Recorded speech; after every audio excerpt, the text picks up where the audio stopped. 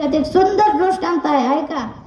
एका बाजारामध्ये एका मालकाने पोपट्याच्या म्हणजे एक पोपट विकायला आणला एका माणसाने. ते ठेवला बाजारामध्ये मधोमध. सगळीकडून गर्दी झाली ना पोपट घेण्यासाठी. प्रत्येक माणूस म्हणायला लागला, आम्हाला घ्यायचंय पोपट, कितीला आहे किंमत सांगा, लवकर लवकर सांगा, आम्हाला घ्यायचंय. असे सगळीकडून आरडा वारडा. तेवढ्यात ते हात वरून करा म्हणून 51,000. शांतता. कुणीच म्हणायला तयार नाही आता मी घेतो म्हणून. मग त्या माणसाने डबल प्रश्न विचारला, हो याची किंमत 51,000 आहे, याच्यात अशी काय विशेषता आहे, याची किंमत 51,000 आहे.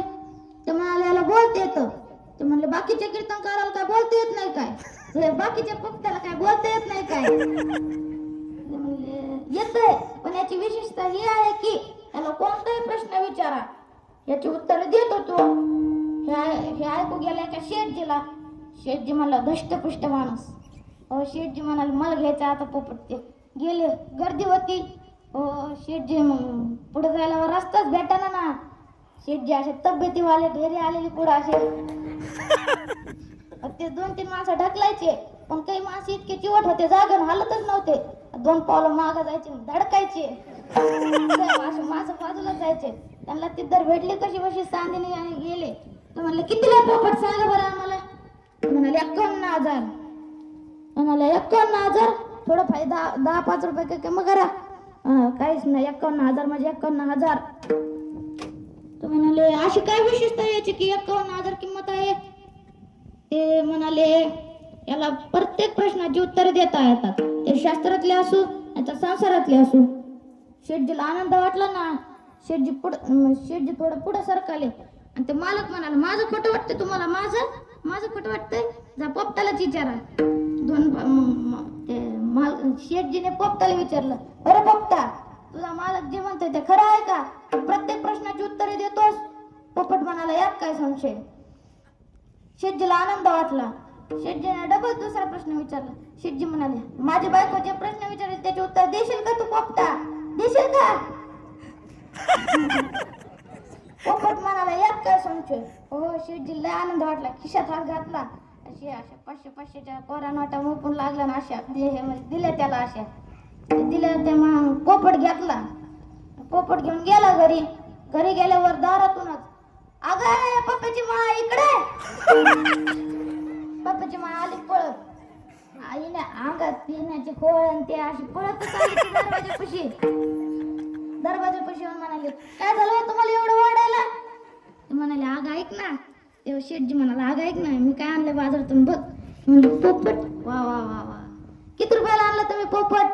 ते म्हणाले 51,000ला. म्हणाले बाप 51,000ला कुठं पोपट असतो का. तर म्हणाले याची विशेषता ऐक की याला कोणताही प्रश्न विचारतो त्याची उत्तरे देतो. तिला पण आनंद झाला. मग तिने पोपट घेतला. गेली घरात गेली. असं टेबला समोर खुर्ची ठेवली. आधी खुर्ची बसली. पोपट असा पोपट मारायचं नाही हो, प्रश्न विचारायचे राहिलेच ना. पोपट ठेवला बसली. ते म्हणले खरं का तुला कोणत्या पण प्रश्नाचे उत्तर देता येतात पोपटा. पोपट म्हणाला यात काय संशय. तिला पण आनंद झाला. तिने मग विचारला होता अरे पोपटा आमच्या गावात कालच माणूस आलता. ते चहाविषयी लय घोष वाक्य देत होता. म्हणायचं भगतसिंग म्हणाले तर ते म्हणाले तर असं ते लय क्रांतिकारकाचे नाव सांगायचं. म्हणायचं लहान थोर चहा घेतो हरामखोर असं म्हणायचं. चहा अंग्रेजों की देन है, भारतीयों का अपमान है असं म्हणायचं. ते खरं आहे का. पोपट म्हणाला यात काय संशय. ते म्हणाले चहा सोडून द्यायला पाहिजे ना. पोपट म्हणाला यात काय संशय. तिला आनंद झाला ना. कोण किती 2 दिवस आधी चहा सोडून दिला होता. तुम्ही सोडून देणार का. तुमचं काय सुटत नाही चहा. ते म्हणले झालं आता चला दुसरीकडे आता देवा धर्माचे काही प्रश्न विचारणार. ती म्हणाली पोपटा म्हणे पंढरीच्या वारीला गेला लय पुण्य लागत म्हणा. पोपट म्हणाला यात काय संशय. तिला आनंद झाला. ती म्हणाली तिथं कीर्तन असते, कीर्तन ऐकलं जास्तच पुण्य लागत असं. पोपट म्हणाला यात काय संशय.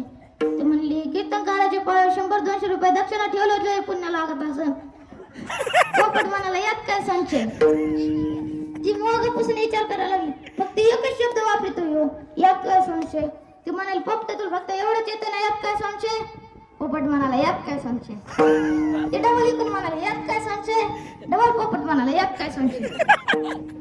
ओ तीन डोक्याला हात लावला आणि म्हणाली माझ्या नवऱ्याने तुला 51,000ला घेऊन मूर्खपणा केलाय की नाही. पोपट म्हणाला यात काय संशय. विठ्ठल, विठ्ठल.